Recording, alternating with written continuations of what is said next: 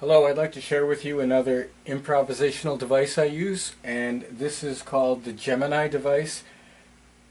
It can be used for either improvising or for finding chord substitutions if you're ever at a loss for what to stick into a piece that you're arranging. This device usually assists you in finding a really good chord. It's called Gemini because it only uses 2 chords. I'm going to use the hymn Joyful Joyful as an example because I used it on my previous 2 videos and I just want to remain consistent. So we are going to be in the key of G, so whatever key you're in, that will be the 1 chord. So in the key of G, that would be G. The next chord will be the 7th, or just go down a whole step lower and that will be the F. So the 2nd chord is the F. So the only 2 chords we are going to use in this piece are G and F, or 1 and 7. Dominant 7th. For organists, you can play. You can sustain a chord in your left hand and solo with the right hand, using whatever corresponding pedals. Or you could also use this in your hymns.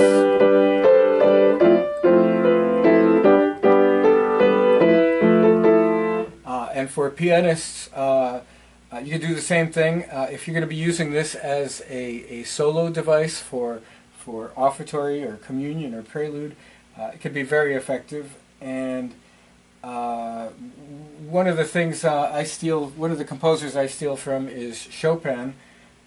He did this piece.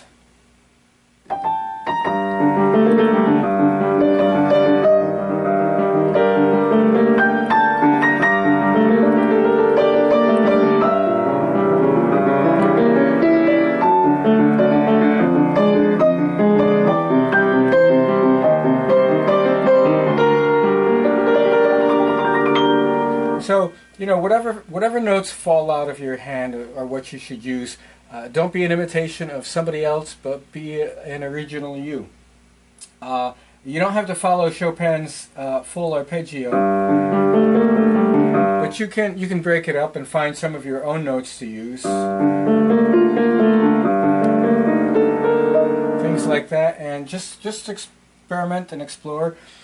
For the Gemini, you could use a dozen different chords. So I'm going to show you 3 and leave it up to you to go exploring the keyboard to discover your own chords to use. So, as I said, the first example I'm going to be using are the G and the F chords, 1 and 7. And Joyful Joyful sounds like this.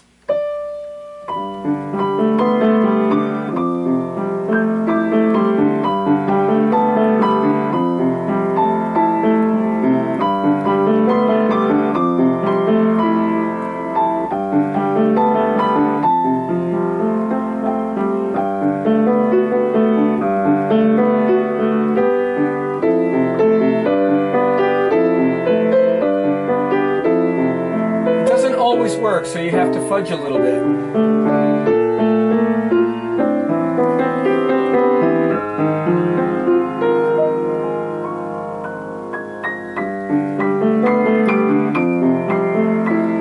Organist, you can throw on a mutation.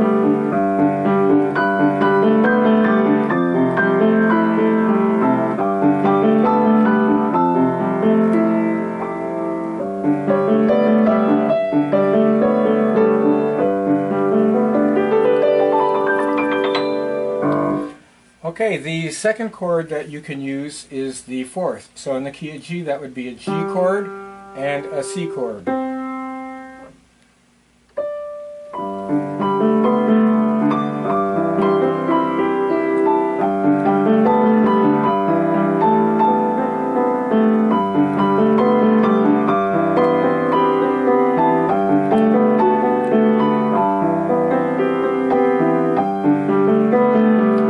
Doesn't always work, so you gotta fudge it.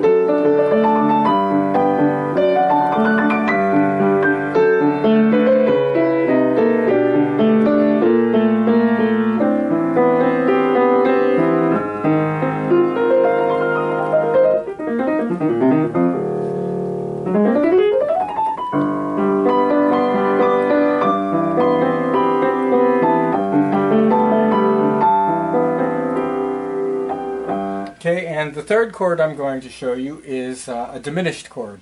So again, we have the 1 chord, which is the G. Then if you go down a whole step lower to the F sharp, and you play an F sharp diminished chord, but keep the G in the bass. So those are the 2 chords, G and F sharp diminished. Organist, you can just leave your foot planted on the G pedal throughout the whole thing, and it would sound like this.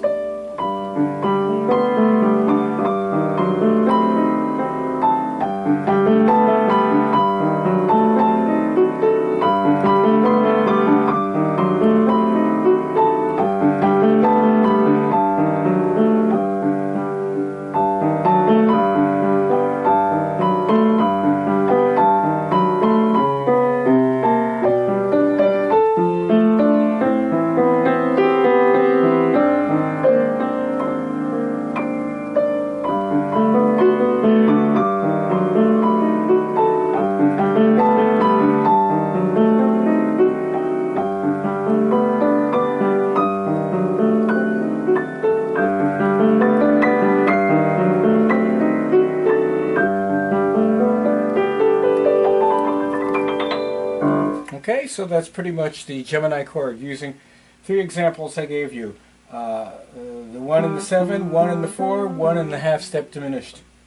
Let me also put this in another hymn, Amazing Grace, so that you can hear it in another hymn. First I'm going to do it in the using G and the F.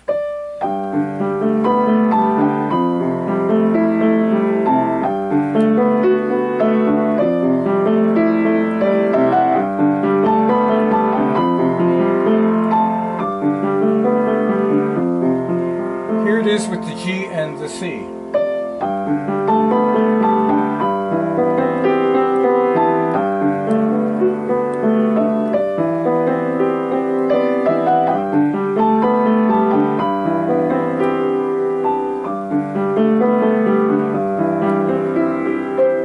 And here it is with the G and the F sharp diminished.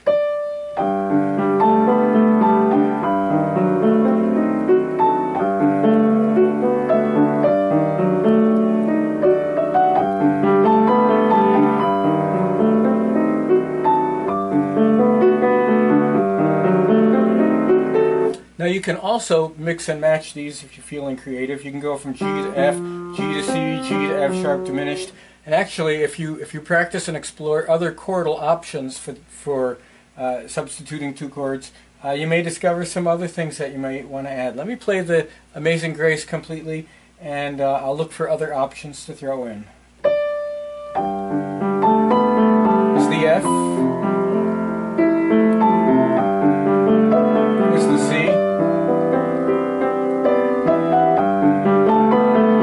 F sharp diminished.